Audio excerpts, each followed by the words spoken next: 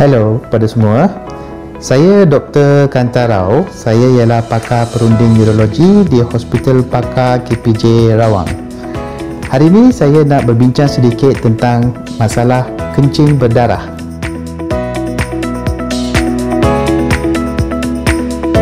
So biasanya kencing berdarah ni sesuatu yang kita boleh nampak dalam air kencing kita, di mana tiba-tiba kita nampak kencing tu berwarna merah. Kadang-kadang kencing berdarah ni boleh bersama dengan sakit, kadang-kadang dia tidak sakit, cuma kencing berwarna merah sahaja. So saya nak bincang sikit tentang apa yang boleh menyebabkan kita kencing berdarah. Sebelum tu saya nak bagi tahu juga ada satu keadaan di mana kencing berwarna merah tetapi sebenarnya bukan kencing berdarah. Contohnya kalau kita makan dragon fruit yang warna merah, kalau kita makan banyak dragon fruit warna merah ni, kadang-kadang kencing kita boleh jadi warna merah. So yang tu mungkin bukan kencing berdarah.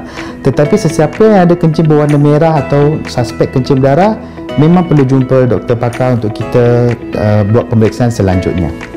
Beberapa keadaan yang boleh menyebabkan kita kencing berdarah ialah contohnya kencing kotor, batu karang, dan apa yang kita risau ialah kanser pada saluran kencing.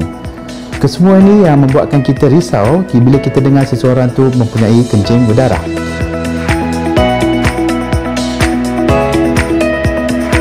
So, bila jumpa doktor pakar perunding neurologi, biasanya kami akan cari punca kencing berdarah ni.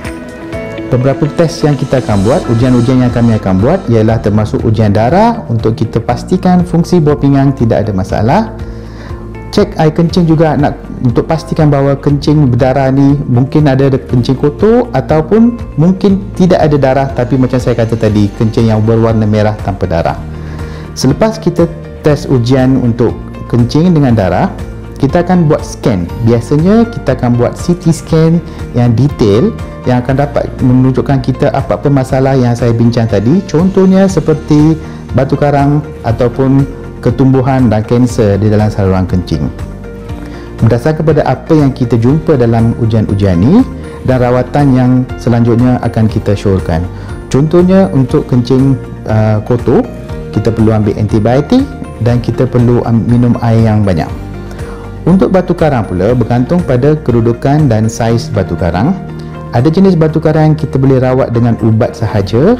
Ada batu karang yang mungkin akan perlukan operation, dan operasi ni kita akan cadangkan berdasarkan pada saiz dan kedudukan batu karang berdasarkan pada CT scan yang kita buat tadi. Untuk ketumbuhan pula, kalau kanser ni kita boleh dapat sama ada di buah pinggang ataupun di kencing atau prostat ataupun saluran yang sambungkan buah pinggang kepada pundi kencing yang kita panggil sebagai ureter. Dan rawatan untuk kanser-kanser ni pun bergantung pada kedudukan kanser ni. Contohnya kalau kanser buah pinggang, kita mungkin perlu buat operation untuk buang buah pinggang ni. Kalau kanser ni pada pundi kencing, then kita akan masukkan kamera melalui saluran kencing untuk kita ambil sampel daripada pundi kencing untuk confirmkan jenis kanser dia.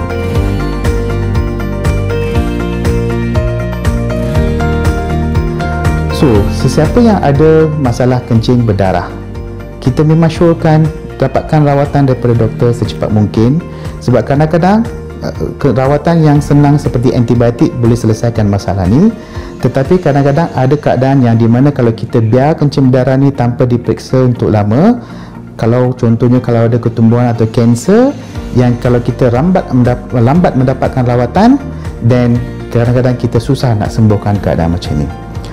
Selain daripada itu, saya juga nak nasihatkan untuk mereka yang ada masalah kencing supaya minum air yang cukup dan amalkan kesihatan yang bagus dengan makanan yang seimbang dan makanan yang sihat.